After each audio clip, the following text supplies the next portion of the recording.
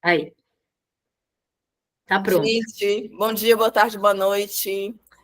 Paulo, seja muito bem-vindo. Ricardo Barreto nos trouxe você, assim, como uma grande felicidade. A gente está fazendo mais um encontro do departamento. Esse encontro é o segundo do dia, então a gente está muito feliz e eu vou passar para Ricardo para ele dar as boas-vindas. E aí a gente abre, o espaço é seu, você que vai comandar, gerenciar perguntas, fique em casa, porque a gente se sente assim. Um beijo enorme, feliz.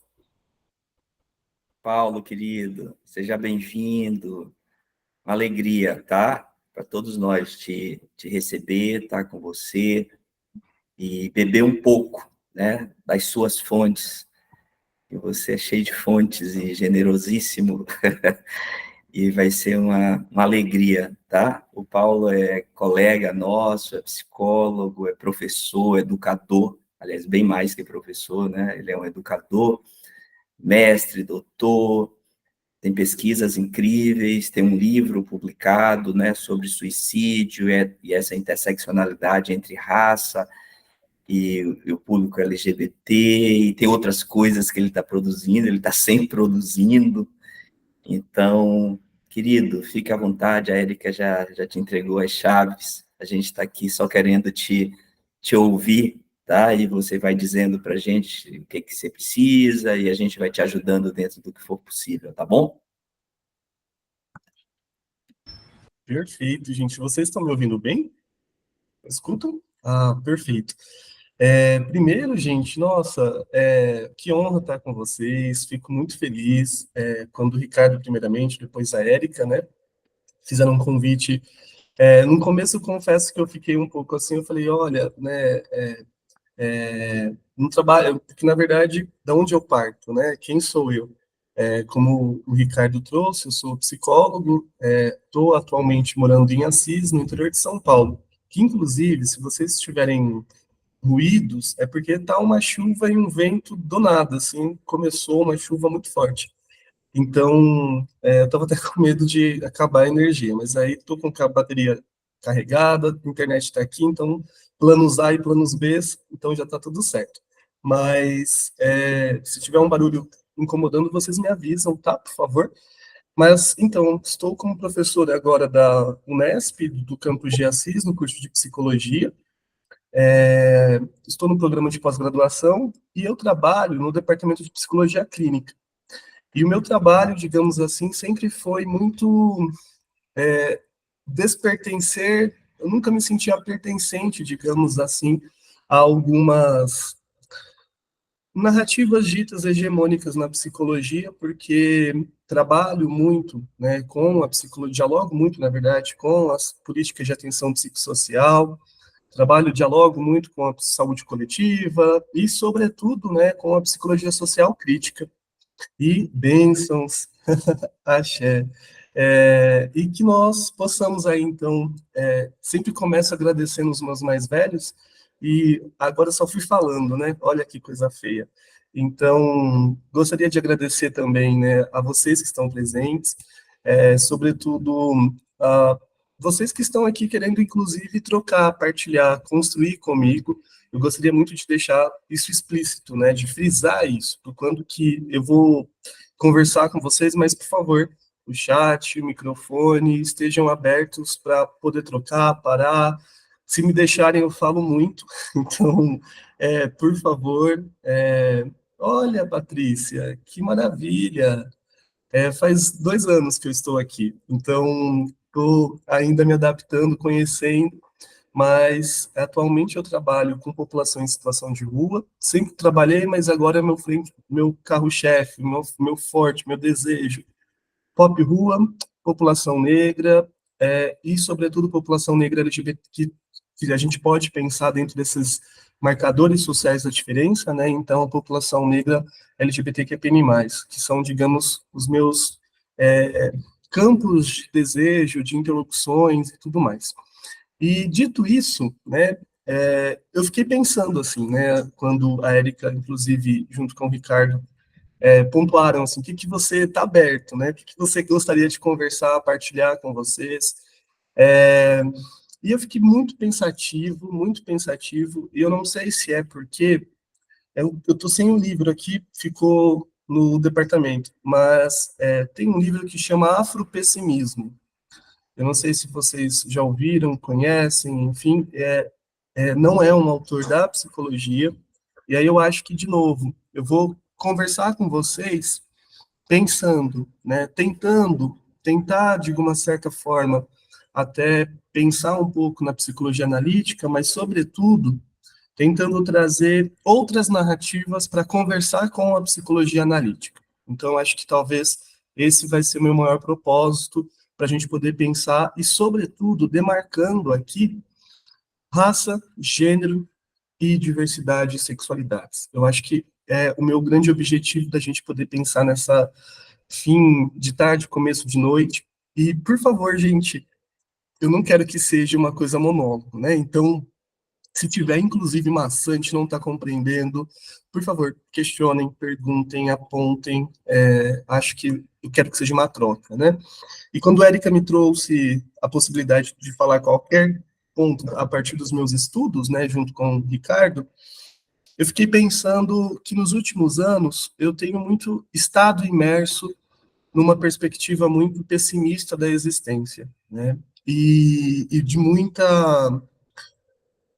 eu não vou nem dizer desesperança, porque depois a gente vai chegar nesse ponto, mas trabalhando, sobretudo, né, com pessoas em contexto de vulnerabilidade social, eu ficava me questionando, inclusive, né, e aí a Samira mostrou um dos meus livros, né, e aí, inclusive, eu produzo essa obra, porque chama Vida, Adoecimento e Suicídio, né, porque eu almejava, desejava, eu gritava pela vida. Porém, entretanto, todavia, por ser um homem bissexual, negro, e que vivia num contexto periferizado, a morte ela talvez fosse o primeiro plano da minha existência. E foi nesse movimento, durante juventude, adolescência, juventude, começo da vida adulta, na qual eu tive várias tentativas de suicídio, enfim, vários momentos no qual a vida talvez ficava mais no segundo plano e os desejos pelo extermínio ficavam mais no primeiro plano. Por que eu estou dizendo tudo isso? Acho que vocês vão entender logo, logo. E pensando nisso, né, quando eu entro na psicologia e depois adentro nos estudos da psicologia, seja depois com iniciação científica, depois mestrado, especializações, doutorado, depois trabalhando, enfim, eu me entro com um ponto que eu fico me questionando, inclusive, sobre a seguinte questão: o que é vida, né? Como viver num mundo, num contexto, numa sociedade na qual nós estamos imersos, né, e bebendo, talvez, de cicutas. Estamos imersos no processo de desesperança, de tristeza, de desamparo. Como esperançar num contexto no qual, talvez, mais desesperança é mais ofertado do que esperançar? Então, conversando com Érica, pensando um pouco com o Ricardo, eu quis trazer nessa final de tarde, começo de noite, como esperançar num processo clínico, e aqui não necessariamente entendendo a clínica nessa lógica de um setting fechado, né? Como pensar, então, esperançar numa clínica interseccional, que vai entender a interseccionalidade não só como um intercruzamento entre raça, classe, gênero, territorialidade, corporalidade. Não, a gente vai precisar entender, inclusive, né, eu sempre bato nessa tecla de que a interseccionalidade ela não é uma teoria, no sentido, uma ferramenta analítica para a gente entender como as opressões se intercruzam. Eu trabalho com a ideia de que a interseccionalidade ela é uma visão de mundo, ela é uma teoria que nos ajuda, inclusive, a pensar, a olhar esses fenômenos em tempos do necropoder. Então, eu agradeço vocês, todos os corpos que estão aqui, e como o Nego Bisto, né, nos ensinou, e nos ensina, né, ou Antônio Bispo dos Santos, acho que essa fala ela não tem um fim. Ela é propositalmente pensada como começo, meio e começo. Até porque é preciso pensar na finitude, inclusive nós estávamos organizando um evento ontem e hoje sobre finitude aqui, mas eu gostaria de pensar de que se nós somos o começo, nem tudo que se enfrenta pode ser modificado, mas nada pode ser modificado até que seja enfrentado. Então, eu acho que o meu desejo hoje é de que a gente possa pensar as nossas trajetórias, o quanto as nossas trajetórias elas nos movem, o quanto que as nossas ancestralidades nos guiam e o quanto que a gente pode pensar ou podemos trocar espaços para se construir aqui, então, um cenário ou vislumbrar cenários possíveis mesmo nos dias do impossível. Posso seguir dessa forma, gente? Vocês posso? Então tá. Tá dando possível de caminhar um pouco? Tranquilo? Tranquilo. Perfeito. Muito obrigado. Tendo em vista isto, né, e gente, como é bom conversar, mesmo virtualmente, com rostos, com mesmo distante, nossa, estou muito feliz aqui, muito obrigado, porque geralmente a gente conversa, troca, dialoga, mas muito distante, mas inclusive com câmeras mesmo fechadas, então, e tá tudo bem, tá com câmera fechada, mas eu digo olhinhos, rostos, isso é muito bom, muito obrigado.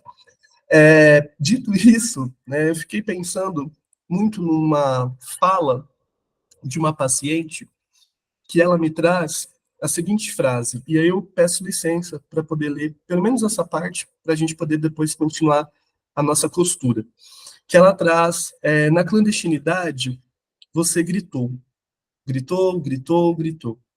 Porém, esse grito foi basicamente ou praticamente impossível de ser escutado. Semelhantes aos seus dizem, não é porque nós não estamos falando, não é porque nós não estamos gritando. O fato é que talvez as nossas vozes são constantemente silenciadas. Isso porque nós somos sujeitos falantes. Olha a contradição. Mas o que aconteceria se nós, e todos que corroboraram, e corroboram talvez, para a inexistência dessa pessoa que grita, que grita, que grita, e que nós passássemos, desculpe, a lhe escutar? Estaremos nós autorizando essa pessoa a falar? Estaremos nós fazendo com que talvez essa pessoa pudesse se sentir pertencente? Pois pertencentes são aqueles que talvez são reconhecidos, são escutados, são olhados, são cuidados.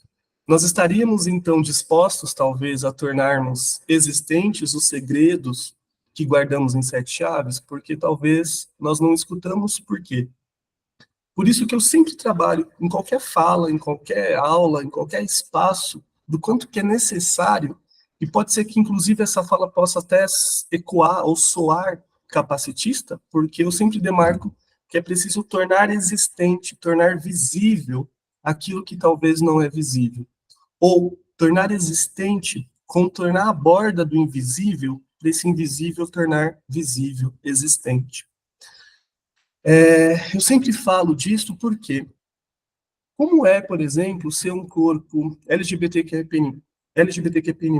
ou um corpo com deficiência, ou um corpo negro, ou um corpo mulher, e aí que mulher é esta, que homem é este, que sujeito é este, numa sociedade na qual, infelizmente, vai tratando elementos históricos como natural, sendo estratégias, inclusive, de poder. Como é existir num contexto, num mundo, num território, num espaço onde eu sei onde dói, mas poucas pessoas conseguem enxergar. Será que de fato eu existo? Será que de fato nós existimos? Vocês me escutam?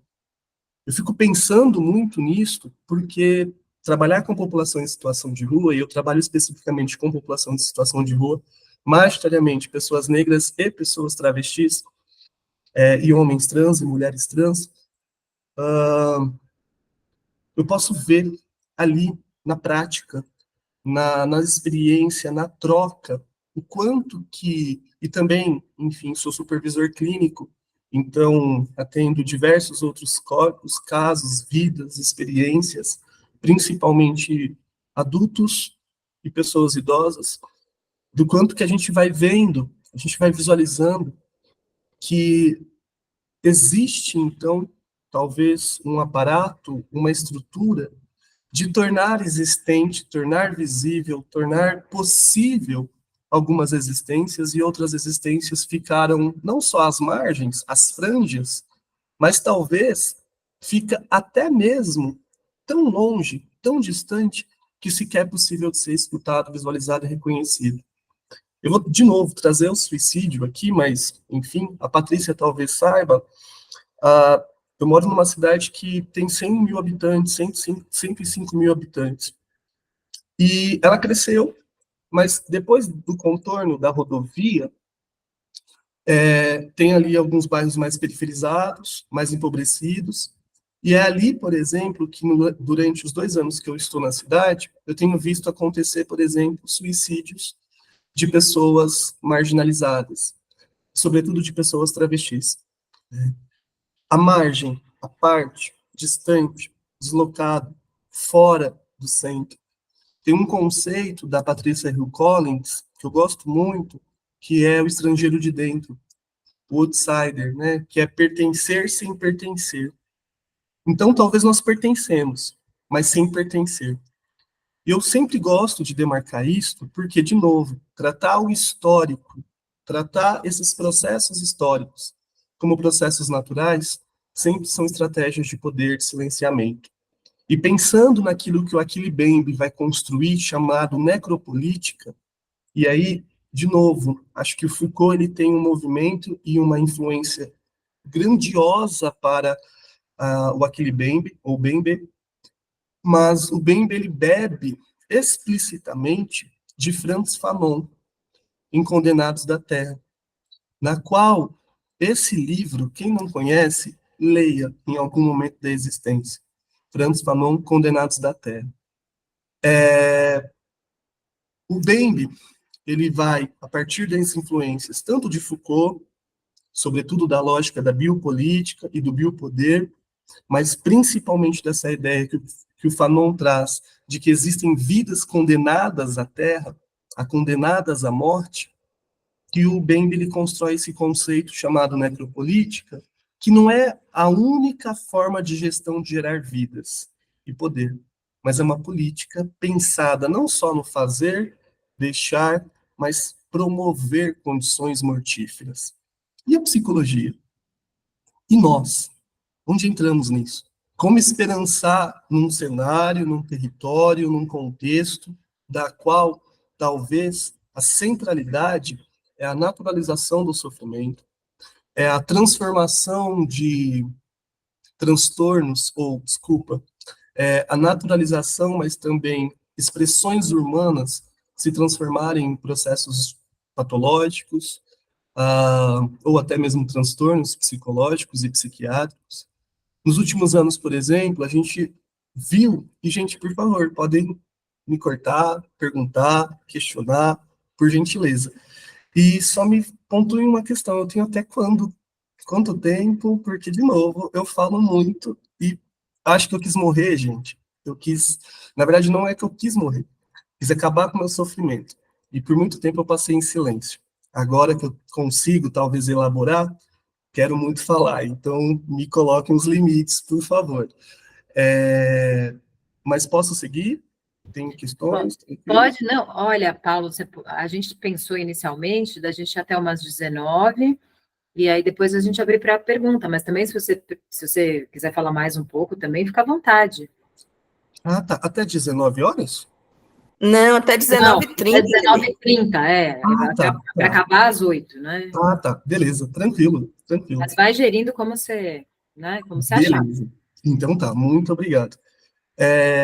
Pensando nisso, então, a gente pode ver que nos últimos anos, por exemplo, a gente vê um aumento significativo das violências letais contra as ditas minorias, né, principalmente contra a população LGBTQIA+, principalmente contra as mulheres, pensando nos feminicídios, população negra, população indígena.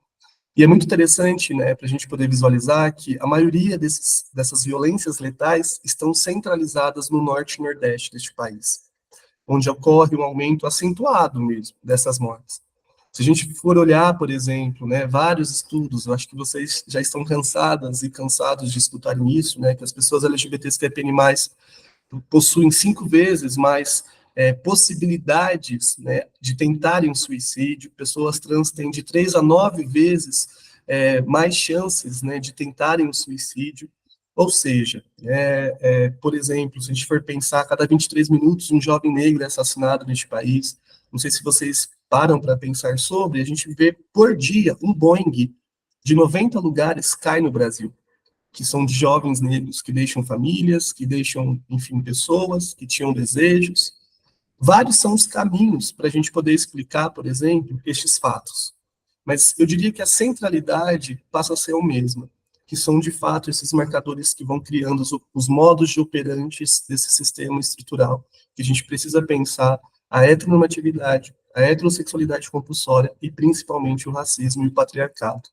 Eu diria que são esses 4 pontos, mais outros, mas, sobretudo, por exemplo, fato, é necessário que a gente possa entender o quanto que gênero e raça e classe, e aqui eu focarei principalmente em gênero e raça, o quanto que são estruturantes, não só no modo de olhar o processo subjetivo, mas o quanto que, por exemplo, a categoria raça, né, e aqui pensando não numa lógica biológica de raças superiores e inferiores, mas o quanto que essa categoria biológica ela ainda tem efeitos numa perspectiva de raça social, ainda é um fator político muito importante para naturalizar, por exemplo, as desigualdades. O quanto que a cis-heteronormatividade é uma categoria tão importante para justificar, por exemplo, o aniquilamento de pessoas trans. Quanto que, por exemplo, a categoria raça ela é necessária para justificar o genocídio de grupos sociologicamente considerados minoritários.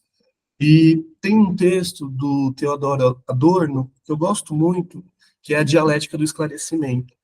E o Adorno ele vai trazer o quanto que a Europa, né, ela passa a ser representada pelo mito de Ulisses, que vai simbolizar justamente essa austácia, essa inteligência de domínio sobre a natureza, sobre aquilo que não é humano.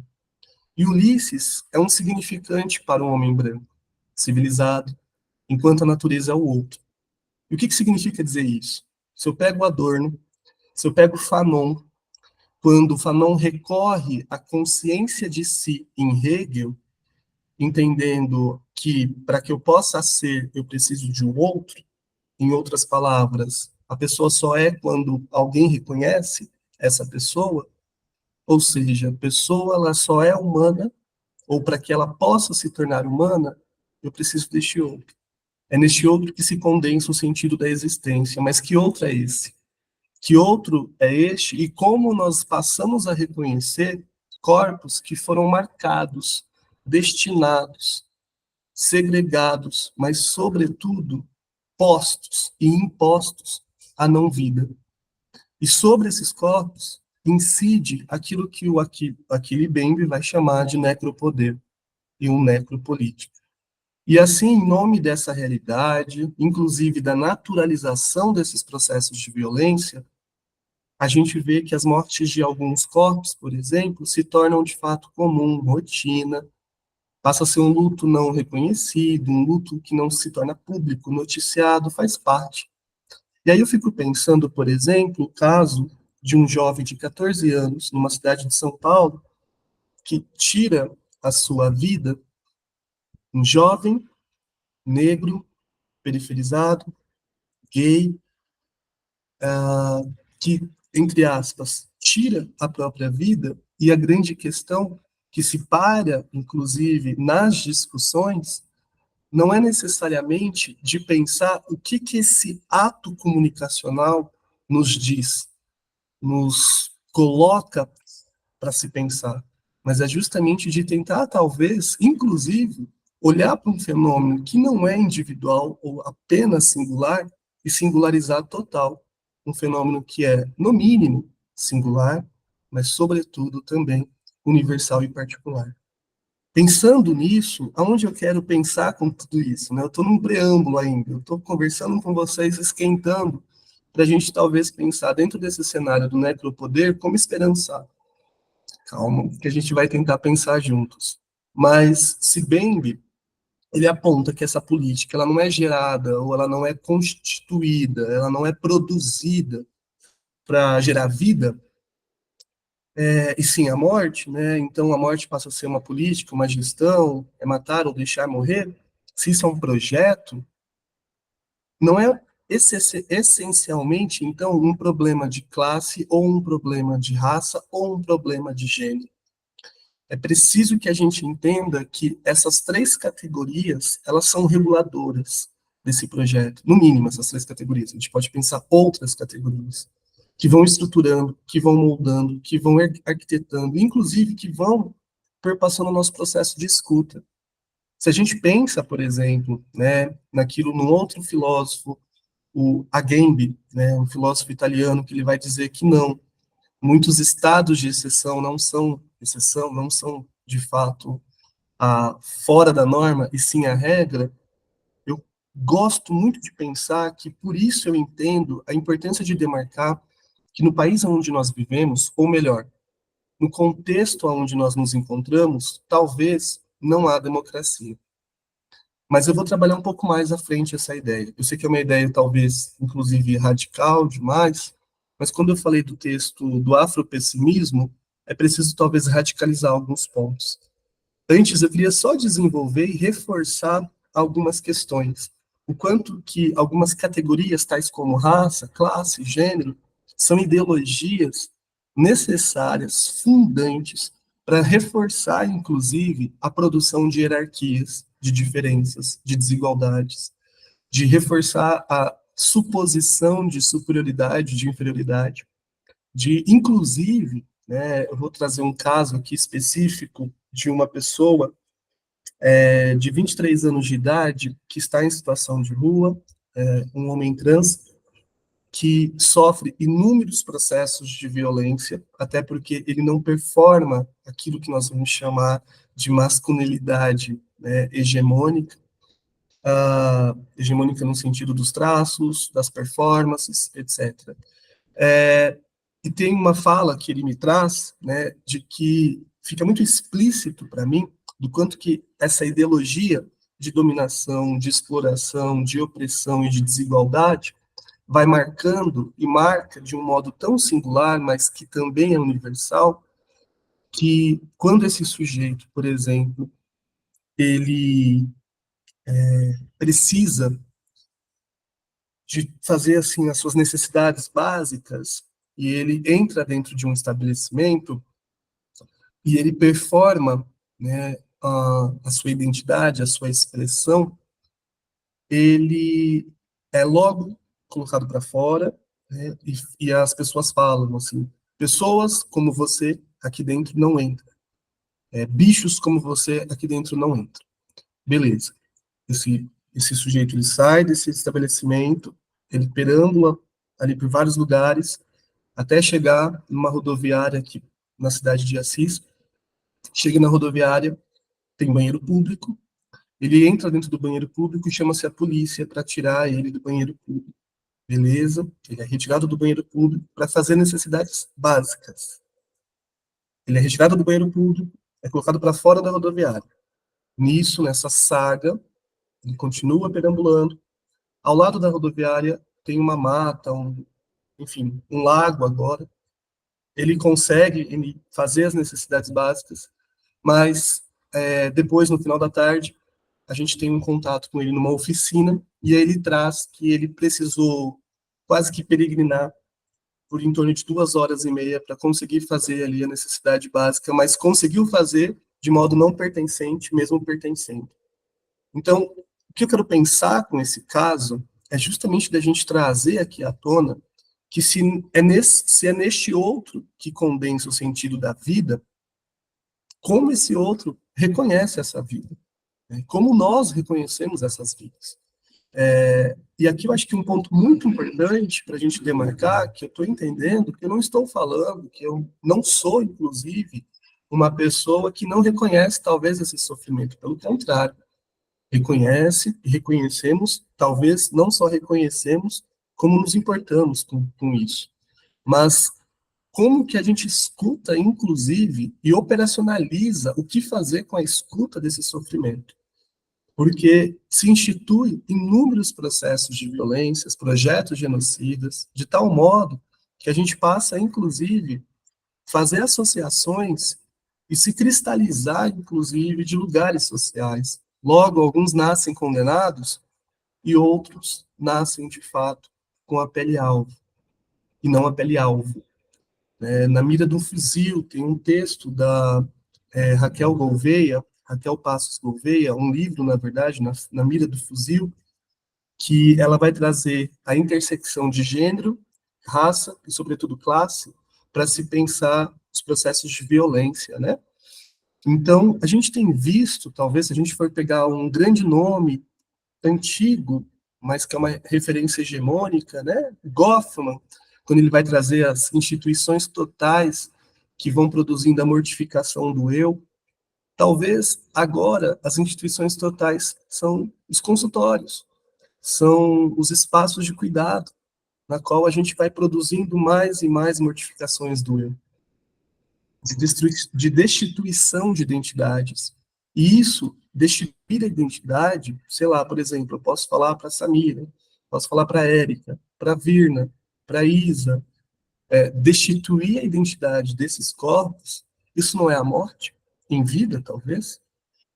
Quando Raquel Gouveia e Martim Baró, é um outro autor que eu sou apaixonado, que eu dialogo, que eu penso, que eu escuto, que eu bebo, traz essa ideia de um trauma psicossocial colonial, é justamente para demarcar que é preciso olhar raça, classe e gênero, porque existe permanentemente uma ferida aberta, que se atualiza nas práticas de cuidado, nos manicômios, nos espaços clínicos, públicos e privados, em comunidades terapêuticas, em farmacologizações e, sobretudo, com a patologização da vida e da existência. E se a heteronormatividade, a cis-heteronormatividade, mas principalmente, né, a cis-heteronormatividade e o racismo se alimenta daquilo que eu não quero ser, ou que é radicalmente recusado, isso vai se inscrever, propriamente dito, na identidade.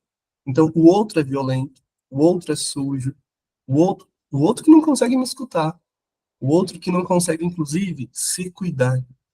Esse caso que eu comentei deste homem trans, constantemente a gente escuta. Ele é um paciente difícil, ele é uma pessoa que não fala, e quando fala só grita, só berra, é violento, é agressivo, é causador de caos, não consegue dialogar.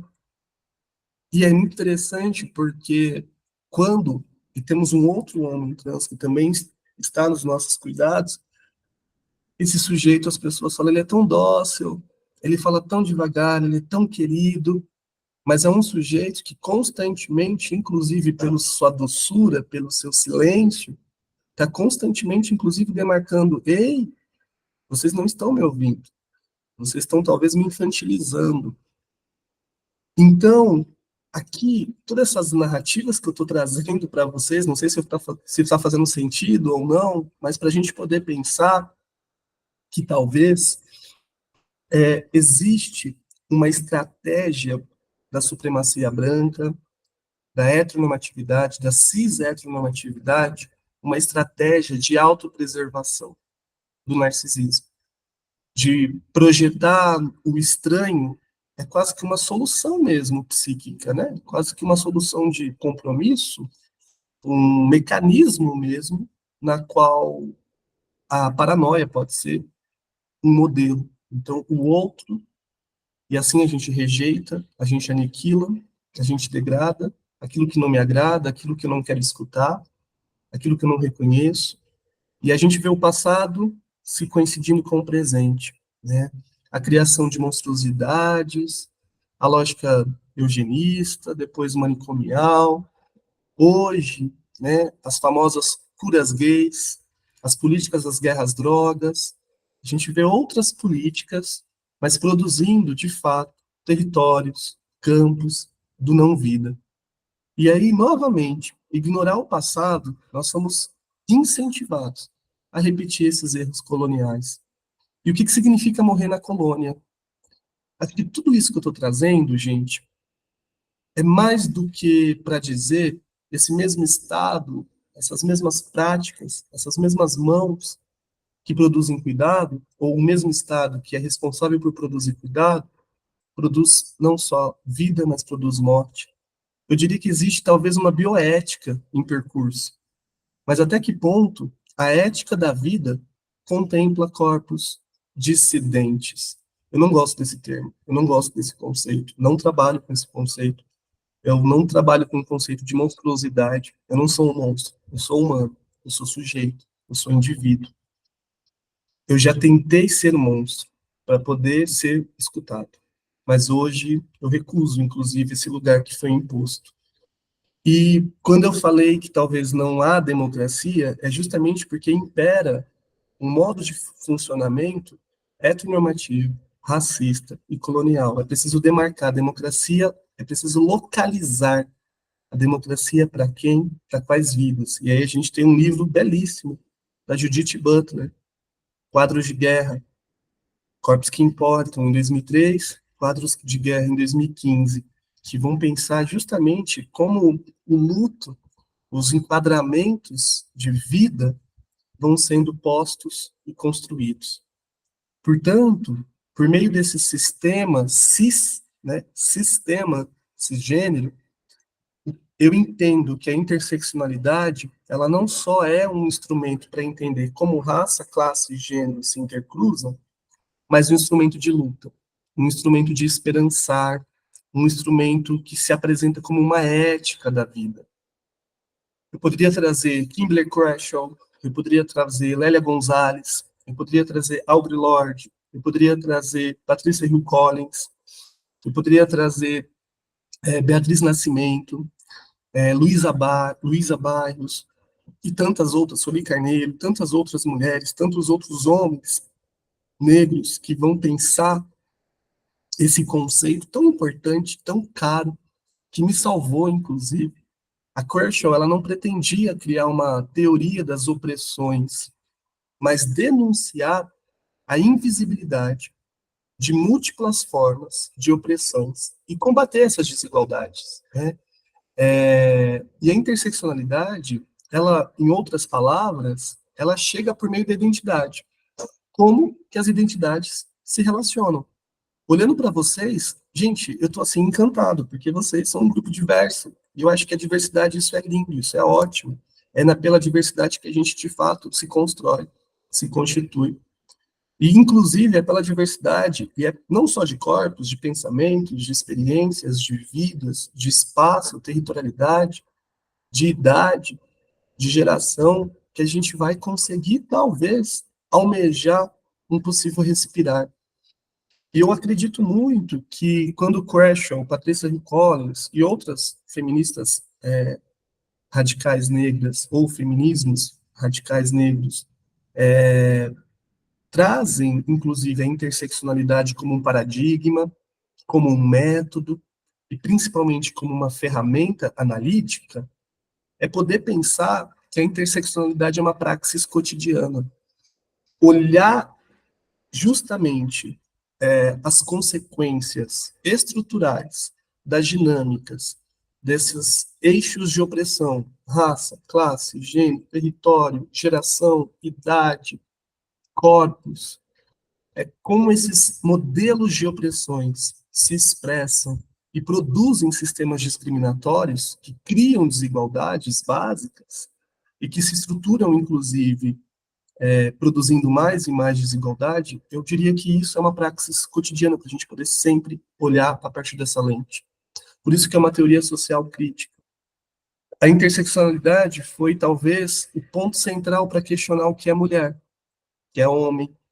Eu não sei se eu posso falar rapidamente de um caso, não sei se vocês conhecem o caso da Aline Pimentel. Alguns conhecem, outros não. Eu vou rapidamente só, depois vocês pesquisam, eu diria que o caso da Aline Pimentel é um caso que ficou explícito para mim o que seria interseccionalidade. Aline, inclusive com Y, né, é o primeiro caso no Brasil de mortalidade materna decidido por um órgão internacional de direitos humanos. Tem uma jurista chamada Rebecca Cook, ela traz que a primeira decisão de um órgão convencional, internacional, que responsabilizou um governo por uma morte materna evitável. Esse caso, ele teve um papel muito importante para a gente avançar no reconhecimento dos direitos reprodutivos, não só no Brasil. Inclusive, é um caso que se torna muito mais presente fora do que aqui no contexto brasileiro, na América Latina, principalmente. O caso Aline, ele é especialmente importante para o reconhecimento dos direitos às mulheres, mas, sobretudo, às pessoas com útero. A uma maternidade segura, a um acesso sem discriminação, a serviços básicos de saúde de qualidade. O que aconteceu com a Aline? O caso ele gira em torno de 2 temas centrais: a assistência de saúde materna, de qualidade a todas as mulheres sem discriminação, inclusive baseado em crença, renda, localização, e a responsabilidade pela obrigação desse Estado em garantir esses serviços, visando a equidade, a integralidade, a universalidade. Mas em 2002, 11 de novembro, se não me falha a memória, acho que 11 de novembro, a Aline, uma mulher, 28 anos, cis, negra, pobre, grávida, foi até a casa de saúde, numa instituição, né, de uma clínica privada de saúde, em Belfort Roxo, no Rio de Janeiro, no estado do Rio de Janeiro, e apesar de apresentar sintomas de gravidez de alto risco, o médico que realizou o atendimento mandou voltar para casa.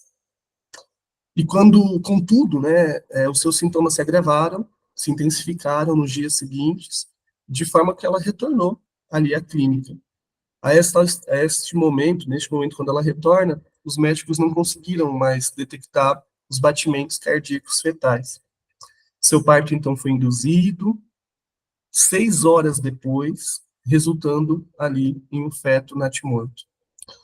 E a cirurgia para extrair a placenta ocorreu 14 horas mais tarde, apesar, né, que a gente pode pensar que deveria ter ocorrido ali imediato após a indução do parto, mas não, 14 horas depois. Devido ao fato de saúde de Aline estar praticamente desfalecendo, né, em vida, ela teve que ser transferida para um serviço público mais especializado na época, mas ainda teve que esperar por volta de quase 10 horas para ser transferida para o outro hospital. A Aline, ela morreu depois de 21 horas sem receber assistência médica. E ela deixou, na época, uma filha de 5 anos de idade, em 2002. E é um caso que talvez muitos de vocês não conhecem, muitos de nós não conhecemos. É um caso que talvez, o que tem a ver com a clínica, o que tem a ver com cuidado, o que tem a ver com a nossa escuta. Mas eu quis trazer, inclusive, esse ponto, justamente para a gente poder pensar aqui, que quando eu trago a interseccionalidade, a Kurzweil ela vai falar da superinclusão e da subinclusão, 2 categorias muito importantes. Muito importantes. Por quê? A superinclusão, por exemplo, é quando uma categoria, e aí o gênero, sexualidade, identidade, se sobressai perante a outras categorias. Por exemplo, é quando uma categoria, um ponto, um fenômeno, um elemento, pretende dar conta de um problema, de uma condição imposta de forma desproporcional a um subgrupo. Por exemplo, violências domésticas. A gente demorou, Lei Maria da Penha, a gente demorou até 2022 para reconhecer, por exemplo, mulheres trans na Lei Maria da Penha. Então, nós fazemos uma superinclusão, no sentido de que temos aqui políticas, práticas, modos de cuidado, escutas de cuidado, que a gente até acolhe, mas que a gente, inclusive, talvez por pretender dar conta de um problema, mas que não atinge, né, ou que, inclusive, certos pontos ficam por fora. Não sei se eu estou tentando correr um pouco, porque tem muitas questões que eu quero conversar, mas o tempo, daqui a pouco, já vou abrir para as perguntas, conversas, trocas, diálogos. Temos também a subinclusão, quando a Kershaw vai falar que a subinclusão, ela acontece quando um problema atinge um subgrupo, mas esse subgrupo ele nem é reconhecido como sendo, por exemplo, um problema de gênero. A gente tem alguns exemplos, que é, por exemplo, o tráfico de mulheres, né, que mulheres que são traficadas. E aí a gente pode pensar também a subinclusão. Mas por que eu trago tudo isso? E aonde o contexto clínico entra? Aonde o esperançar entra, Paulo? Vamos lá, no modo um pouco rápido, mas eu sempre gosto de demarcar a importância da gente poder pensar esse setting integrado, mas como integrar um setting desintegrado, desorganizado, que está em constante mudança e transformação, como, por exemplo, o caso da Aline, como, por exemplo, eu vou chamar o caso Rodolfo, de que ficou 2 horas e meia peregrinando ali para fazer as necessidades básicas. Por isso, eu acho que é muito importante, primeiro ponto, né, não tem como pensar a analítica, seja em outras vertentes, seja em outros territórios, seja em outros modos de linguagem. Opa! Não tem como pensar nenhum processo de setting que se estruture, né, ou que esteja ainda imerso numa escuta biomédica. E esse aqui é a obviedade, mas quando a gente vai falar de corpos, principalmente LGBTQIA+, e principalmente corpos indígenas e corpos negros, acho que eu não sei o que acontece. Eu não sei de fato. Mas por mais humanizados que sejamos, parece que existe um clique, um acionamento de uma lógica biomédica, de uma lógica manicomial, que vai se inclinando e vai tomando conta desse cenário, desse set. Então, eu sempre trabalho e sempre gosto de pensar a partir do próprio conceito que o Paulo Freire nos ensina, que é a pedagogia da surpresa. Eu gosto muito da gente poder pensar como, inclusive, permanecer, estar, promover, estar imerso numa experiência que possa gerar, inclusive, essa surpresa como um fato inesperado, repetindo. Ou seja, vamos lá. Não é raro, por exemplo, eu vou trazer de novo, acho que vou materializar isso daqui. Estou preocupado com o tempo. Não é raro a gente pensar, por exemplo, que muitas vezes esse corpo que chega até nós já chega, inclusive, com quase que um preâmbulo pré-determinado e uma narrativa da qual a história dominante se faz presente por esses modelos de opressão. E como, então, conseguir se surpreender com uma narrativa, com um diálogo, com um pensar, com uma fala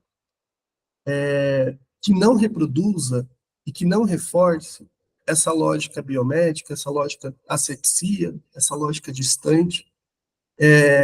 Eu acho que eu sou muito frustrado, assim, eu nunca consegui terminar uma formação em psicologia analítica. A minha orientadora de iniciação científica, ela me apresentou alguns princípios, e na época eu fiquei super encantado, e eu falava, na época estudante de psicologia, eu falava, nossa, isso é humano, isso de fato é possibilidade de cuidado. E fui caminhar para outras rotas, mas foi com ela que eu aprendi, e também com Antônio Lancetti, a clínica em movimento. E eu acho que quando a gente está pensando nessa clínica em movimento, não do andar, a surpresa vem. A injeção dos afetos vem. O que eu quero pensar com isso? E aí eu vou tentar seguir aqui um pouquinho para a gente poder pensar. Eu tenho tentado pensar essa clínica do tempo atual, do necropoder, entendendo que é uma clínica do movimento, entendendo que esse movimento, ele é um movimento que a gente precisa olhar, inclusive, de novo, se vocês olharem, sei lá, as redes sociais de vocês, em 24 horas, eu não sei se vocês têm essa sensação, parece que em 24 horas aconteceu algo que há 10 anos atrás eu demorava uma semana para poder ter acesso a tudo que estava acontecendo em um dia. E entender esse movimento, ou estar presente no movimento, é estar, inclusive, junto, mas não junto apenas no corpo, mas é justamente da gente poder pensar, inclusive, como olhar todos esses movimentos e extrair potência da existência. Como extrair potência de vida, aonde, inclusive, foram corpos que foram construídos, impostos e imersos para serem alvos. E contornar essas existências, talvez, eu digo, né, que contornar essas existências é justamente da gente poder pensar outras práticas de cuidado. Eu gosto muito de trabalhar, por exemplo, com outros modos, né? O samba, para mim, tem sido uma ferramenta muito bacana para a gente poder pensar o cuidado. A capoeira de Angola tem sido também uma ferramenta muito potente para a gente poder pensar o cuidado. Eu tenho tentado pensar, inclusive, uma clínica que Raquel Gouveia chama de clínica da delicadeza. E a delicadeza na contramão colonial dessa fragilidade. Por exemplo, né, a delicadeza diferente desse mito do amor materno colonial.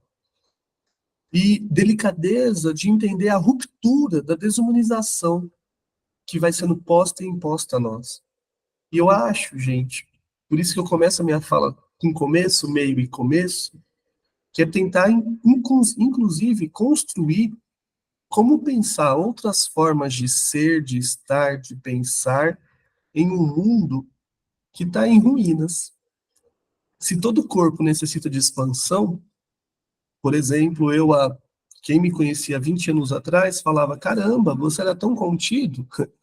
É porque, de fato, eu passei a encontrar no coletivo, não foi individual, não foi na singularidade, foi no coletivo, rotas de fuga, linhas de fugas e rotas de fugas para poder, inclusive, encontrar outras estratégias de modo de vida, de estar nesse mundo.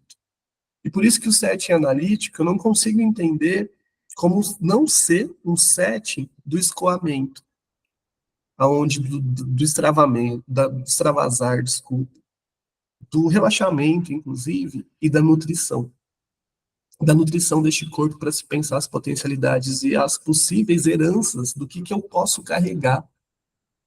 Em um cenário onde os tensionamentos estão presentes, eu diria que talvez a maior centralidade que nós temos agora, em 2024, é esperançar nesses dias.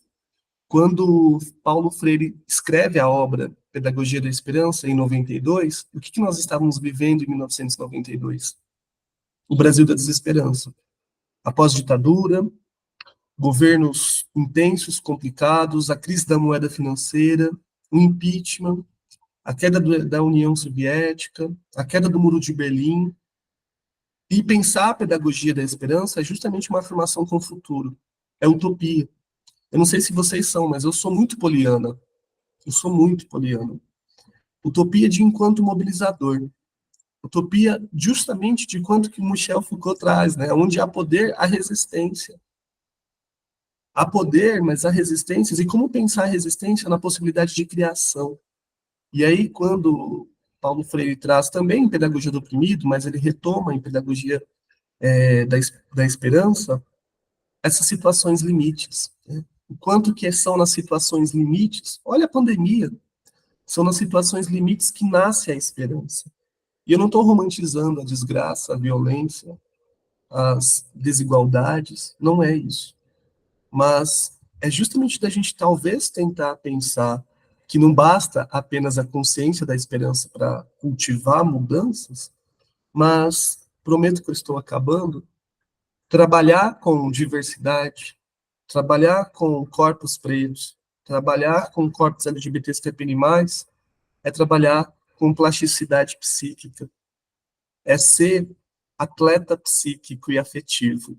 Tem um conceito no teatro que a gente chama de atletismo psíquico e afetivo, que é, inclusive, um conceito escrito em 1935 por um autor que ele sempre trabalha com a ideia do atleta do coração, que é aquele que exerce seu trabalho para soltar os músculos, os afetos, para poder se afetar no palco, no teatro, no set.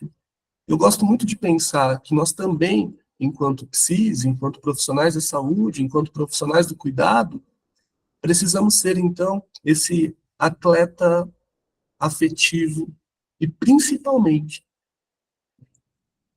tirar, destituir toda a lógica colonial que está empregada ainda na nossa escuta, que vai gerando, inclusive, rigidez. Rigidez não só no âmbito psíquico, mas rigidez, inclusive, nos pontos que muitas vezes a gente sequer consegue acessar. Eu não sei se estou me fazendo por entender, não sei se faz sentido o que eu estou trazendo, mas talvez é preciso deseducar para que a gente possa desaprender e aí sim aprender outras ferramentas. Eu prometo que eu estou finalizando, tem uma autora que eu gosto muito, a Audre Lorde, e ela tem um texto que ela fala que as ferramentas do mestre não vão mais desmantelar a casa do mestre. Eu acho que talvez é isso. Eu acho que a gente começa a pensar, a entender que a cada novo estado de exceção, atualmente se faz novas crises sanitárias. E que isso vai produzindo restrições de vida. Mas como, inclusive, fissurar esse sistema? Eu acho que eu não tenho não tenho respostas prontas e acabadas, mas eu sempre gosto de esperançar no sentido de talvez encontrar rotas invertidas para caminhos possíveis. E a ancestralidade, para mim, ela tem me ajudado muito. E a ancestralidade não só numa questão de árvore genealógica, mas a ancestralidade, um saber ancestral, me ensinou que, inclusive, nós somos capazes de vencer 500 anos de opressão.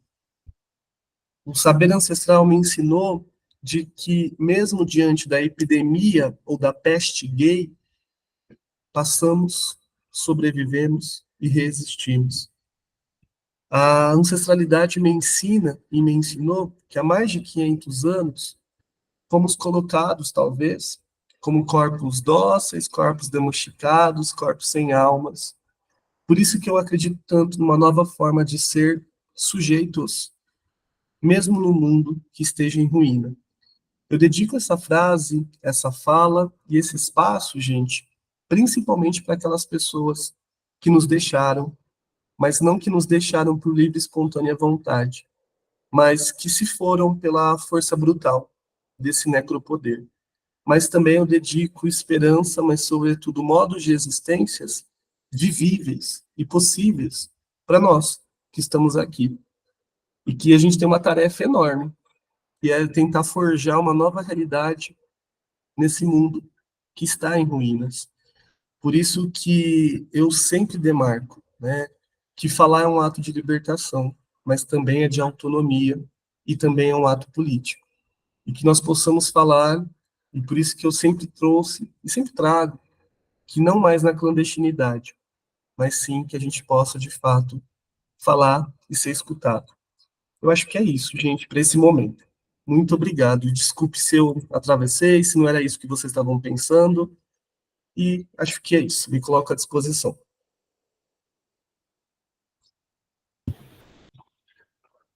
Oi, Paulo. Sou a Carmen. Obrigada pela tua fala, né? Que bom te ouvir. Eu tenho uma inquietação aqui, né? Uns anos atrás, eu organizei com os colegas um livro que se chamava Reimaginando um Lugar de Escuta, né? Porque o que eu sempre fico pensando muito, né? Te ouvindo, assim, pensei na Grada Quilomba, né? Naquela mordaça na boca, mas imediatamente me vem a Spivak, quando ela escreve Pode um Subalterno Falar, né? Porque ela vai dizer ali não é apenas os pretos estão falando, né? Assim, mas por que a gente não escuta? Porque eles podem mesmo falar, né?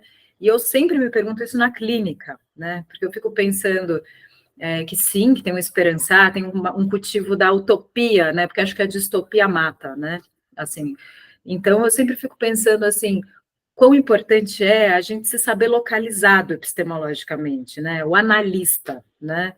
Então, eu estou pensando assim, como faz parte de uma psicoeducação, que a gente possa estar ali se sabendo, né? Branco, preto, gay, mas assim, entendendo quem está escutando, né? Assim, então, queria que você comentasse um pouco. Está aqui o Pitágoras também, que depois eu queria que ele falasse, né? Que ele fez um trabalho maravilhoso nesse sentido também, né? Mas que eu acho que não adianta nada também, né? Que vocês falem se não tiver escuta, né? Então, eu queria problematizar esse lugar da escuta um pouco.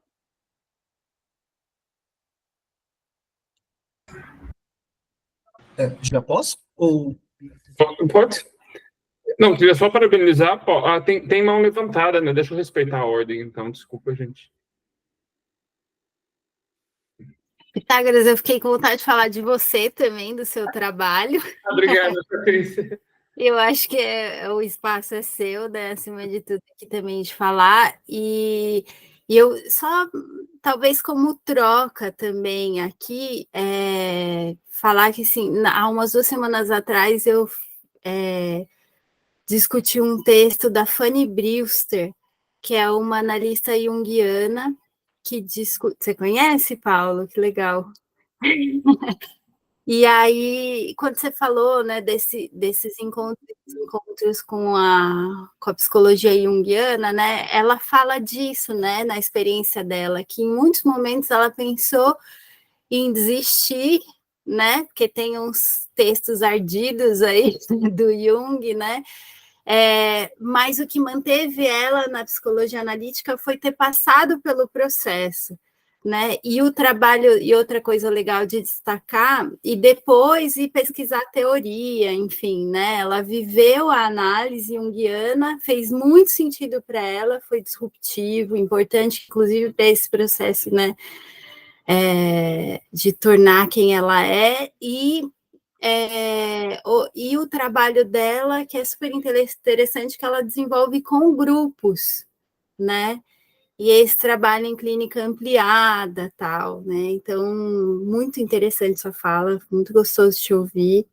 Era só para incluir isso aí na discussão. Mas fala, Pitágoras, o espaço aí é para você. Não, obrigado, Patrícia. Paulão, te parabenizar, né? Adorei essa perspectiva sua, que a gente... mesmo sendo negro, é difícil imaginar como é a vida do negro nessa situação de rua, né? Ainda mais o travesti, o que é difícil, assim, é difícil de pensar como que pode, né? Uma dificuldade para ir lá e cagar, né? É uma coisa assim, difícil acessar esse lugar. Eu achei muito bonito, assim, o que você trouxe. Eu não tenho muita... Eu realmente... Eu entrei, né? Porque eu acho que o esperançar... Eu acho que é... Mas eu não sou uma pessoa muito esperançosa nesse sentido. Eu sou bem pessimista. Eu acho que as coisas vêm mudando muito lento.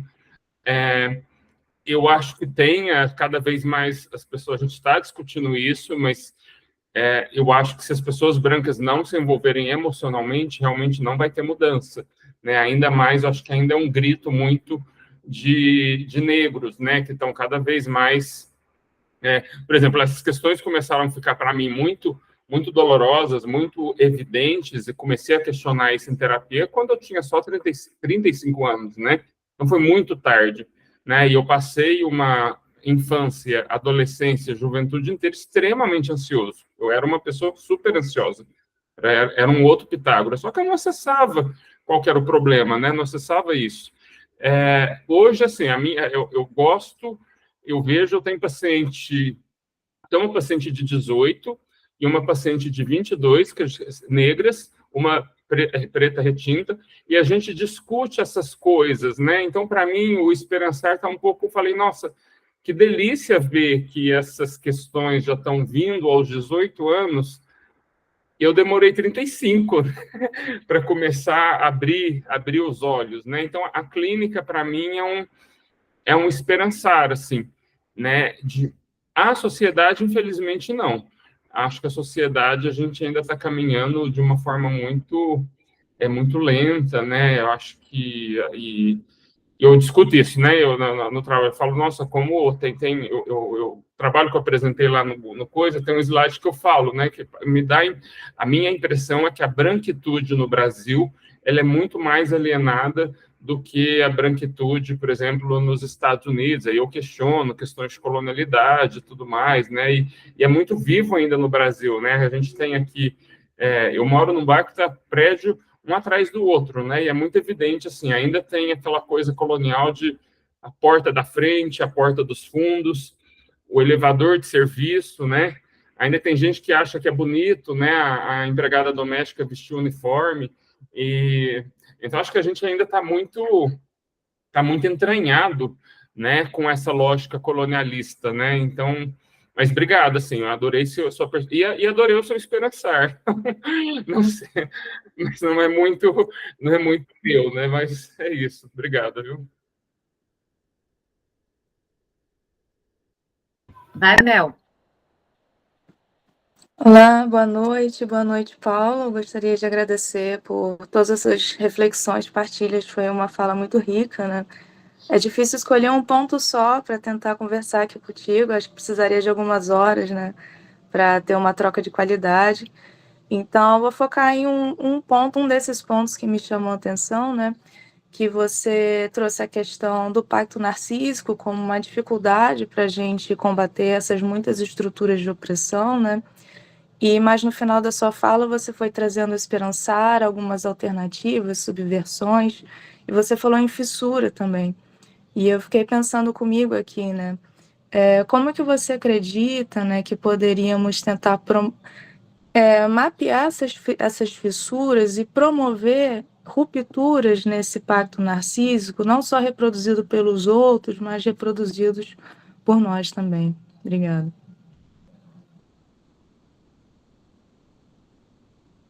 Ai, Paulo, posso última? É só porque tem tudo a ver com isso, assim, mas vou ser rapidinha.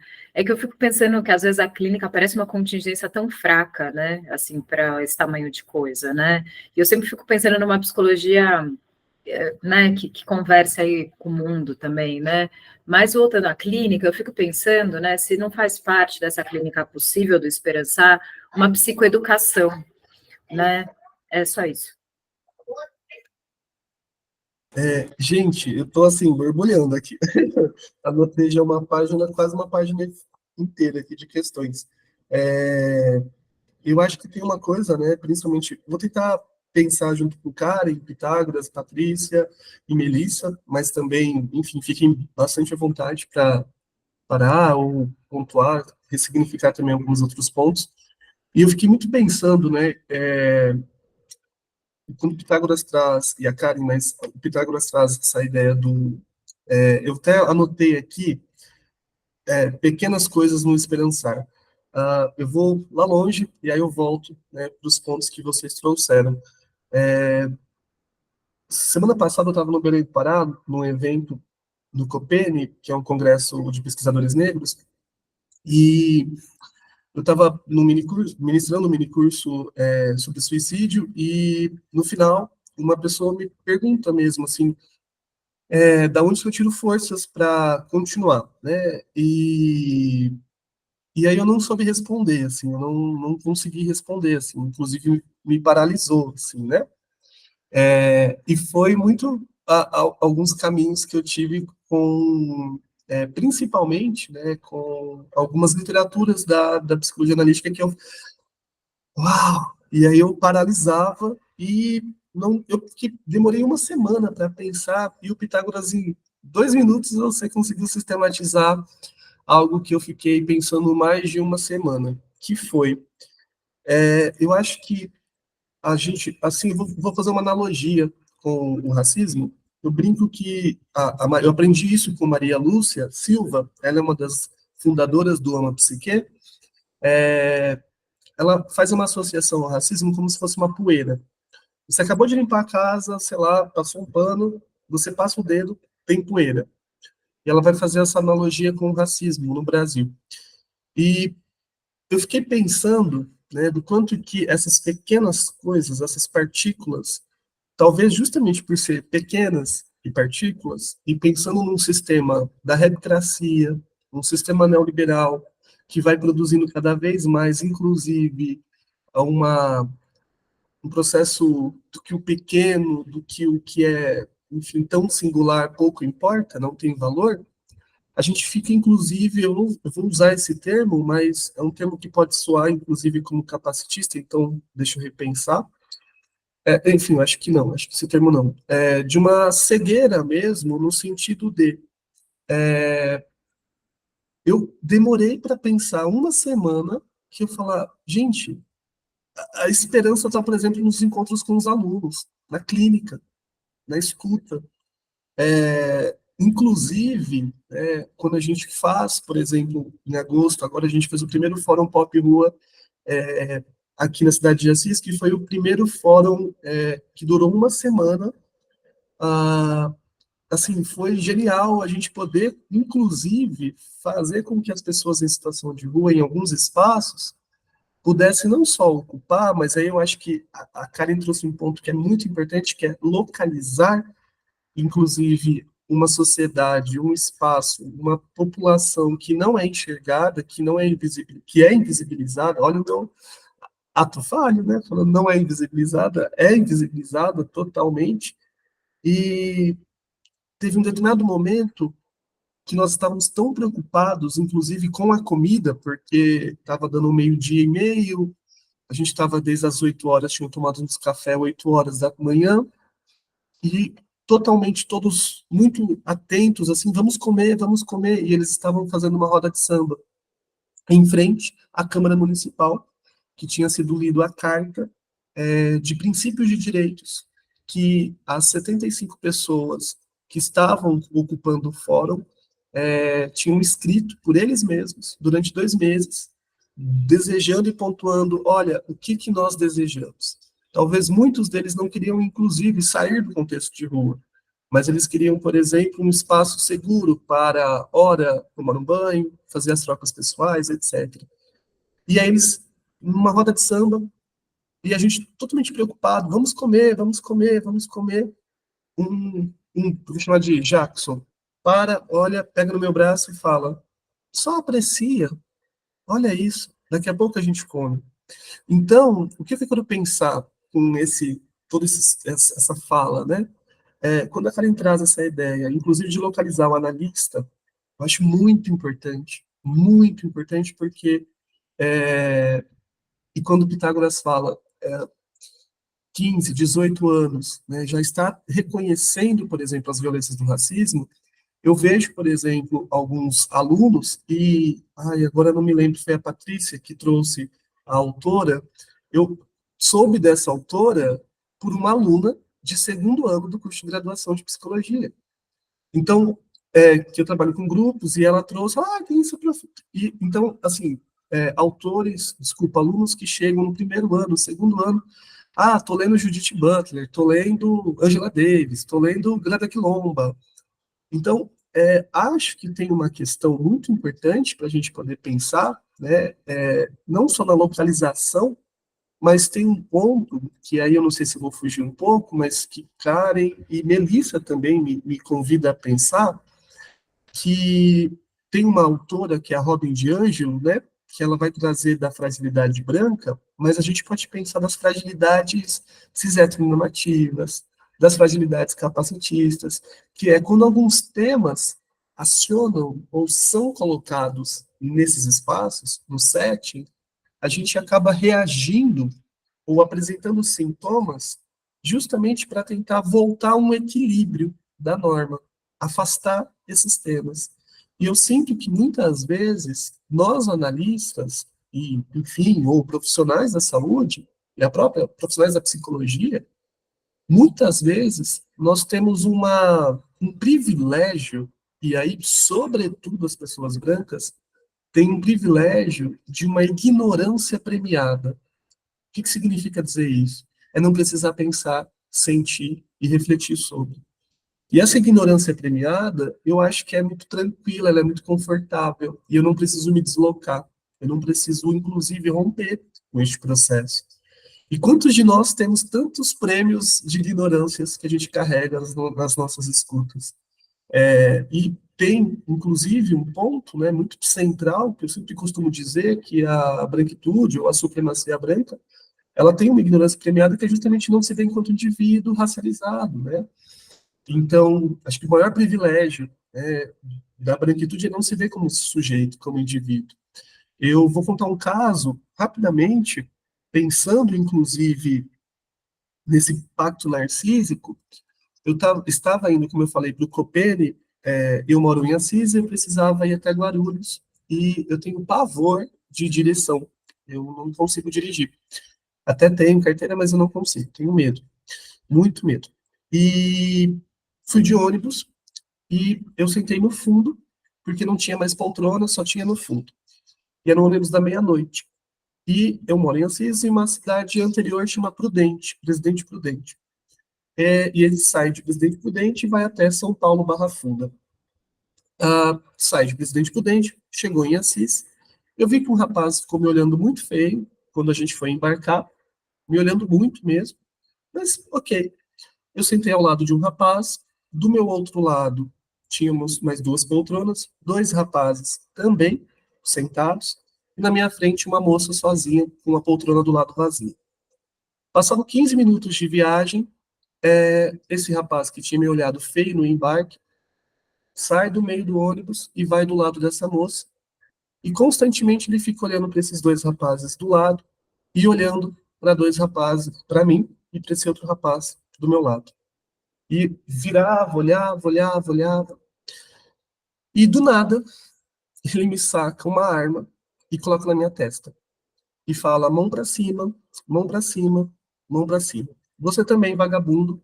E nisso, pede para que nós quatro ficarmos de pé, e isso o ônibus em movimento. A moça do lado fala, ele não tem nada a ver, ele não tem nada a ver. E aí, quando eu entendo e consigo reconhecer que essas outras três pessoas, corpos negros, estavam saindo da penitenciária, em Presidente Prudente, na região de Prudente, estavam indo até São Paulo. E esses rapazes gritando também, a gente não tem nada a ver, a gente está com os documentos e tudo mais. E aí a gente, depois de 4 horas, a gente entende que ele era um policial paisana, que tinha identificado corpos perigosos. Eu e os outros rapazes, e detalhe, eu estava com uma roupa, teoricamente, ok. Os outros rapazes, eles estavam com camiseta, shorts e chinelo, e com os documentos, apenas isso. Então, o que eu estou falando pensar com isso? É pensar justamente de que, quando a gente vai falar da ignorância premiada, é independente do meu local, independente de onde eu ocupo, independente do modo como eu estou. Não pensar e não se localizar num setting terapêutico, ou num contexto escolar, ou num contexto profissional. A gente não entender, inclusive, esses atravessamentos, que não necessariamente talvez me atravessem, mas atravessam no meu modo de cuidado. Eu vejo isso como muito premiado, né? Por isso que, como pensar fissuras e rupturas mesmo, né, nesses pactos. E aí, Melissa, exatamente, Karen, exatamente. E aí eu acho que a Spivak, ela traz um ponto que, obrigado, nossa, gente, é tanta coisa, meu Deus, obrigado. Você me, a Spivak, ela tem um ponto que eu acho que nos faz ensinar e nos faz entender que o subalterno é aquele, né, que não fala, mas não a fala como capacidade de gerar discursos, narrativas, né? Não é nesse sentido do falar. A Spivak, ela está falando de um outro ponto da fala, né? E ela traz uma engenhosidade tão boa que ela coloca que nem todo oprimido é subalterno, mas todo subalterno é oprimido. E ser subalterno é aquele que não tem história. E aí, quantos corpos subalternos não têm história? Não tem direito de ter história. E naquele momento, eu, sei lá, deixei de ser, por exemplo, professor da Unesp, professor da pós-graduação, enfim, eu, a minha pele passa a ser, inclusive, colocada como um perigo, junto com os outros 3 sujeitos que depois ficaram 4 horas lá fora no frio, sendo interrogados pela polícia. Esse sujeito, policial paisano, depois foi preso, ele estava sob o uso de entorpecentes. Depois o ônibus não queria que os outros 3 sujeitos voltassem ao ônibus para seguir a viagem. Eu tive que, de novo, fragilizado ou não, falando, gente, eles foram as vítimas, eu fui a vítima. Possamos olhar nesse processo. E aí eu fico pensando que existe esse pacto, um pacto tão firme e muitas vezes tão sutil, tão tênue, que é difícil, inclusive, de cortar, mas que muitas vezes se rompe, mas logo vem e se conecta novamente. E eu acho que a fissura nesse processo, e Melissa, você faz uma pergunta que, para mim, eu não tenho respostas propriamente dito, né? Mas eu me lembro muito do Fanon, quando o Fanon traz, junto com, inclusive, Lacan, né? Que eu não entendo, não faço leitura, não tenho habilidade para pensar sobre, mas Fanon, eu consigo pensar que ele vai dizer de que no colonialismo é ali as fontes da patologia, e que no colonialismo ele vai associar a loucura como sendo uma patologia da liberdade, ou seja, a loucura, a liberdade é justamente quando a gente não consegue ser sujeito, ser indivíduo, possibilitar de existir enquanto indivíduo, e isso de fato produz a loucura. E nesses corpos, então, vão padecer todos os efeitos da colonialização. E eu estou entendendo, ou eu estou tentando trabalhar, pensando, na verdade, que talvez as fissuras, e eu estou resgatando alguns autores, tentando pensar, que as fissuras vão estar no que o Pitágoras nos ensinou agora, há uns 20 minutos atrás, que vai ser justamente nesses pontos minúsculos, nesses pontos particulares, muito particulares. Quando eu vejo, por exemplo, esse espaço que a gente está tendo agora, não é porque vocês me convidaram, eu estou sendo genuíno mesmo. Acho que esse espaço que a gente está vivenciando no aqui e agora, ele é um espaço que pode começar, talvez, a germinar frutos que talvez a gente não vai colher. E aí eu acho que talvez a maior sabedoria que a gente precisa, talvez, acalentar os nossos corações e as nossas almas, é justamente de entender que talvez a gente não vá ver um dia possível, mesmo nos dias impossíveis, a gente talvez vai começar a partilhar esse processo. Por exemplo, de novo, prometo que eu fico quieto logo, logo, mas eu digo que a única política antirracista que nós temos no Brasil é as políticas de ações afirmativas. Porque foi através dessa política que a gente conseguiu, depois de 20 anos, mudar, mesmo que minimamente, mesmo que nas partículas, salas de aula, currículos, acessar outros espaços. Acho que ser antirracista ou ser anti-LGBTfóbico é mudar a estrutura, a organização política. É óbvio que, por exemplo, conduta, comportamentos, arranjos institucionais precisam ser alterados. É óbvio que bonecas pretas, sei lá, casais homoafetivos nas TVs, é óbvio que isso é necessário. Inclusive, por exemplo, só um parênteses, né? Eu tenho um sobrinho que não é, enfim, um sobrinho, ele super em crise, perguntando para a mãe dele que ele queria ser a Pablo Vittar, mas que também queria ser, eu não me lembro agora, enfim, é uma outra cantora, e que também queria, enfim, ele começou a trazer várias referências que eu fiquei assim, gente, eu com, sei lá, 8 anos de idade, sequer poderia falar isso para minha mãe, por exemplo, né? Eu tinha que esperar ela sair de casa para poder colocar, sei lá, um negócio na cabeça para fazer, sei lá, dançar X, Y, Z.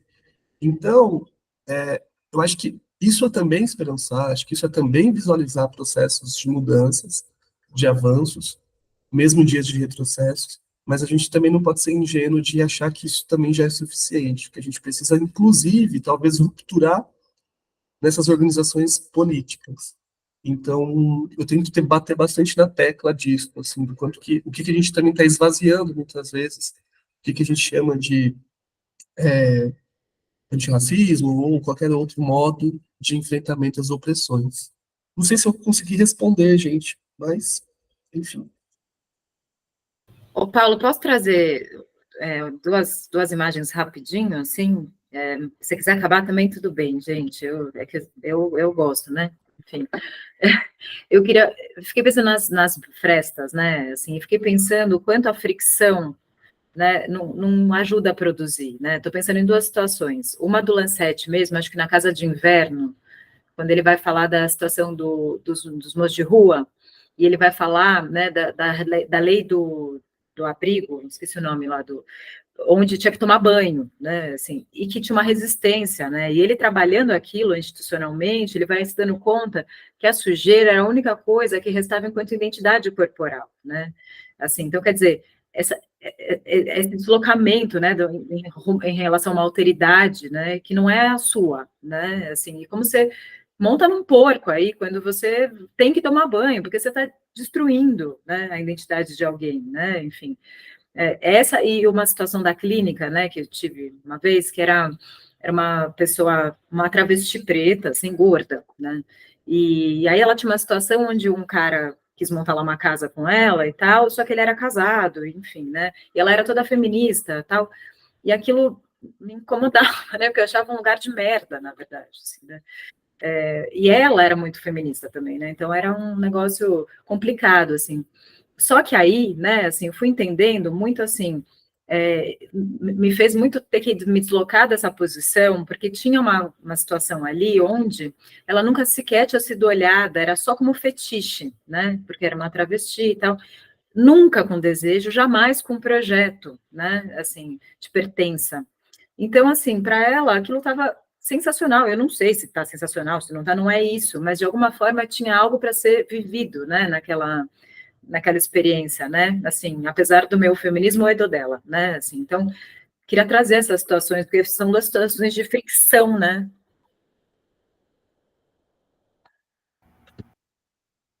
Paulo, vou só pegar uma carona no que a Carmen está trazendo, e eu fiquei pensando aqui nessa conversa das partículas, da sujeira, no que a Sofia Favero traz, assim, tão brilhantemente, e que me ajuda muito como um terapeuta a pensar qual é o meu lugar hoje. E eu fico pensando que o meu lugar é de sujar a psicologia que eu aprendi, é de sujar a formação junguiana que eu tive, é de me posicionar diante de tanta asepsia, de tanta clareza, de tanta limpeza. Isso me ensurdece. Gente, posso só. Ai, olha, quando alguém fala da So, eu fico assim. Ai, gente, ela é minha amiga íntima. Eu sou apaixonado por aquela. Ela viria aqui agora em outubro. Ela não vai poder transferir-me para o início do outro ano, mas ela seria a próxima. Ah, mas ela vai vir. Vai vir, faço questão. Perfeito. Se aproveita e faz um lobby lá para ela vir mesmo. Perfeito, então. A mulher tem agenda complicada. Ela está terminando a tese dela e ela está muito, mas acho que até novembro, pelo que eu estou entendendo, as coisas estão assim, mas depois as coisas melhoram. Acho que ela defende final de novembro, começo de dezembro.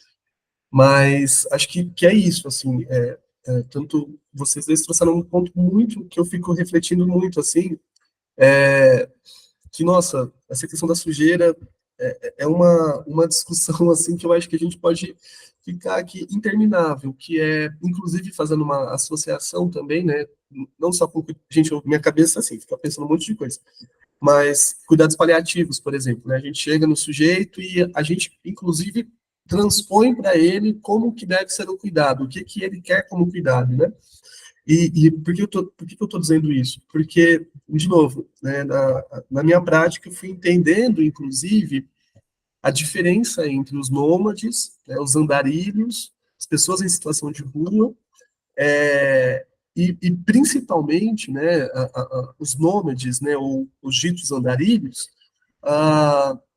quando em uma conversa um dos rapazes trouxe a seguinte frase, né, que foi: na estrada que eu me tornei humano. E para mim escutar aquilo era ensurdecedor. Como assim? Que existência? Como vai ser essa existência, né? Como é isso? O perigo, enfim, inclusive a não fixação em um lugar, enfim. E aí que eu me dei conta justamente, né, do quanto que a gente não só opera por uma lógica, por isso que eu trouxe não só da lógica biomédica, mas essa lógica colonial, e a gente precisa se desintoxicar mesmo de todo esse mal que está imposto, que está impregnado, e sujar, e limpar, mas sujar. E quando a gente tem uma pessoa como J. Mombassa, que vai trazer a ideia de redistribuição da violência, e racializar, ou quando a gente racializa, por exemplo, ou quando a gente, inclusive, eu não sei vocês, né, mas eu fico pensando, por exemplo, hoje num evento, uma pessoa fala, né, a gente sempre faz a audiodescrição, então, por exemplo, eu sou um homem negro, tenho barba, uso óculos, cabelo amarrado, estou com camisa verde, enfim, e aí a pessoa, ela foi fazer a audiodescrição, eu sou um homem, e ela não conseguiu, inclusive, falar os pronomes, não conseguiu falar se era um homem cis, e não conseguiu falar que era um homem branco. E era nítido, assim, não só o constrangimento, o desconforto, mas principalmente, eu acho que a gente precisa desequilibrar esses corpos. E desequilibrar é fazer esses corpos aprender a pensar e se pensar como um problema, inclusive.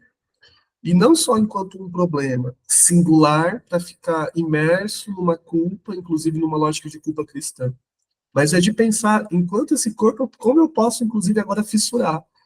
E aí eu acho que nós precisamos, né, ter que aprender o que significa, por exemplo, ser homem, ser branco, ser pessoa sem deficiência no mundo que nós temos. E quando a gente fala de desequilibrar, né, nós não estamos trabalhando nessa ideia maniqueísta mesmo, né, de que, inclusive, sei lá, os brancos são maus e os negros são bons, ou as pessoas LGBTQIA+, são vítimas, coitadas, e as pessoas heterossexuais são, enfim, outras vítimas. Mas é justamente da gente poder entender que, dentro dessa estrutura, dentro do modelo científico, como o Ricardo trouxe, né, esses saberes, eles são construídos, eles são produzidos, eles são reproduzidos, eles são assimilados numa lógica da branquitude. Então, desequilibrar, por exemplo, a branquitude é vislumbrar uma outra construção de ser sujeito, outro cenário de possibilidade de existência, e que não significa que deixemos ou deixaremos de reconhecer a branquitude. Então, eu sempre gosto muito de pensar, sobretudo da ideia de que a doença, por exemplo, na contemporaneidade, ela é uma possibilidade, mas ela nunca deve ser, talvez, o nosso eixo. E aí, por que a doença? Porque é nesse discurso de doença que vai se construindo, inclusive, de que essa sujeira precisa ser limpa. Por exemplo, prometo, fico quieto, mas quando... Eu estou chamando de Karen, mas é Carmen? É Karen? Carmen. Carmen, me desculpe. Imagina. Quando a Carmen traz a paciente e esse incômodo, né? Eu nunca me esqueço, assim, quando um dos meus relacionamentos Y, X, Z, a primeira vez que uma pessoa conseguiu pegar no meu cabelo e conseguiu ter cuidado. E era uma pessoa extremamente, assim, hoje, olhando, cara, que pessoa tóxica, que pessoa violenta, mas que conseguiu pegar no meu cabelo sem doer, sem me machucar, sem agredir. Então, de novo, porque a gente aprende a entender que um cuidado com o cabelo só é cabelos lisos, talvez. E então, naquele dado momento, para mim, aquilo era uma maior compaixão, maior exemplificação de cuidado, e que talvez naquele momento era mesmo. Então, enfim, assim, acho que o cuidado, por mais que ele seja singular, ele também vai ser, de uma certa forma, muito particular. E esse particular que talvez entra no choque que a gente precisa se localizar e deslocalizar para não produzir mais violência perante ao outro, né? Enfim, não sei se faz sentido. Ô Sam, você não quer dar uma última palavrinha aí? Porque a Santina estudou, tem uma tese lindíssima sobre o suicídio, Paulo. Quando você foi falar aqui, eu chamei ela correndo. Você está com o microfone, Deixa, amor? Aí, deixa eu pronto. só ligar aqui o carregador, que eu tô tentando ficar aqui conectada, porque só um minutinho, gente, peraí.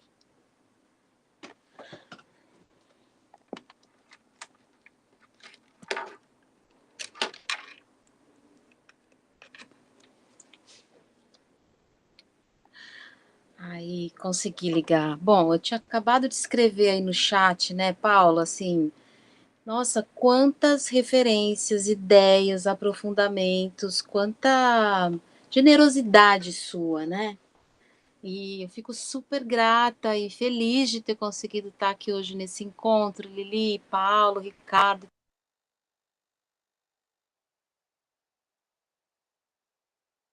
Ai, que pena. Caiu. Sextou para Santina. Gente, eu estou emocionado, porque tem como referência o trabalho dela na Ah, o trabalho arteterapia. dela é excelente, cara, né? Sim, que legal. Aí, conseguiu. Tá com o microfone fechado, Sam. Tá fechado. Aqui, ó. Pronto, estão ouvindo? Bom, Sim. as baterias estão Ah. acabando, é sexta-feira à noite já, né? Mas, não sei, assim, na verdade eu aprendi tanto, e isso, né, que a gente está falando agora, no final, acho tão valioso essa questão da escuta, né? Porque a minha tese foi pensando justamente na escuta dos terapeutas, né? O que move a gente nessa escuta? Quem em nós escuta, né? Então, assim, estou muito feliz, na verdade, eu não tenho muito a contribuir, não, eu tenho a dizer que eu estou saindo daqui super alimentada, provocada, e acho que isso, Paulo, eu concordo com você, eu acho que isso é uma possibilidade de esperançar cada um desses nossos encontros e ouvir o Pitágoras falar, né, da paciente que já traz essas questões, eu acho que isso tudo é a mudança, né, que a gente precisa ter e que ela vai acontecendo talvez nessas doses, né, microdoses, né, mas que a gente tem que continuar, como eu digo, né, vivendo e sonhando dentro do impossível, né, mas eu acho que isso é muito fundamental. Então, a minha tese era justamente sobre uma escuta para o manejo do suicídio na clínica junguiana, tentando também, né, tirar a gente dessa lógica patologizante e muito que eu entendo, colonizada, na verdade, aí pelo discurso médico, que eu acho que eu percebo muito isso na clínica, né? Os terapeutas brancos, principalmente, muito identificados com uma lógica médica, quase como minha hipótese era, né? Será que a gente não está virando agente de triagem de psiquiatra, né? A partir do meu trabalho como supervisora clínica em alguns espaços, né? Então, resumidamente é isso, mas eu tenho muito a agradecer. Achei bárbaro estar aqui com vocês, que maravilha.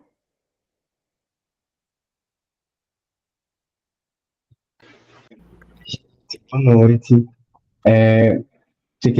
Segurei um pouquinho, fico um pouco tímido, mas eu queria agradecer ao professor Paulo por tanta referência, né?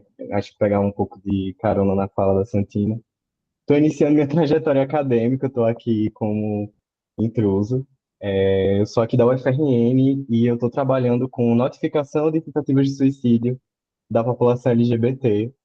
O professor Paulo, eu entrei em contato com ele, né? A gente está trabalhando junto, mas foi muito bom sair daqui com algumas referências para o meu trabalho, né? Um pouco de referências também para o que eu faço, além da pesquisa do mestrado, né? Aqui na UFRN a gente tem um observatório de suicídio e raça, que a gente está trabalhando com questões, primeiro de notificação, mas depois a gente está fazendo pesquisas qualitativas com jovens negros aqui de Natal, E ter tanto ouvido o professor Paulo, né, quanto o restante do pessoal agregou muito para esse trabalho que a gente está realizando como um todo aqui na UF. Muito obrigado, e eu queria encerrar só falando um pouquinho. Ô, gente, eu só queria falar que eu sou muito feliz de ter esse departamento aqui com vocês, viu? É muito massa, é muito potente, assim, é muito... A gente se viu no congresso, foi incrível, esse povo que produz coisas incríveis, eu espero só que a gente viva muito, muito e bem. E que tenha sempre convidados incríveis, assim, que nem você, Paulo. Vamos às frestas e traições, né, Lili? Isso Trair aí, todos os pactos. todos, O Ricardo convidou, sujar tudo de já tudo, psicologia. Isso, acabar com as profilaxias. total. Paulo, muito grata, assim, o coração, assim, vai sextar, como Santina já puxou aí, assim, muito alimentada, muito óbvio, né? Estava falando com o Vini aqui, que a gente, partilhando aqui, comentando, é muito bacana assistir juntos, e dizendo assim, nossa, ele está me dando um monte de soco aqui no estômago, não vai chegar o Esperançar, eu não vou conseguir chegar até o final. Aí, se eu soubesse, eu tinha me preparado. Eu não me preparei assim porque eu fui para o Esperançar. A travessia foi longa, mas necessária. Muito bom. Muito grata mesmo. Isso. Obrigada, né, gente? Então... Grupo, um beijo. Amo vocês. Paulo, bem-vindo sempre que você quiser, viu? Já chegue. Bom fim de semana. Obrigado, gente. Bom final de semana e muito obrigado pela acolhida.